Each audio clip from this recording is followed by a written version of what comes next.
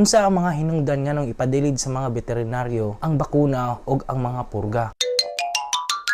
Ang ginabuhat sa mga vet, gina-check nila physically gikan sa ulo, dalunggan, mga lusay-lusay, baba, panit ug uban pa. Kay kung naa siya makita na dili normal, example sa baba ug dalunggan, pag makita niya na luspad, iya na ipa-blood test kay para ma-estimate kung unsa ka anemic or unsa ka grabehon ang ihang pagka-anemic or unsa pod na klase ng pagka-anemic. Kay daghan man na klase-klase. Ug masking kaning mga lusay-lusay. Pag makita sa mga vet na nihubag ang ihang mga lusay-lusay or lymph node, isa na sa palatandaan na naa siya gina-fight na infection pero dili na siya accurate, mao mo undergo gyapon og blood test. Tapos diri sa tae gina-check po na apil kay para makit-an kung naabay bitok or mga amoeba or masking bakterya. Common man ang bakterya pero unsa kadaghana. Kay para kung naaman say mga problema makit-an, mo undergo sa og medication. Kay for sure dili gina sila ka-survive sa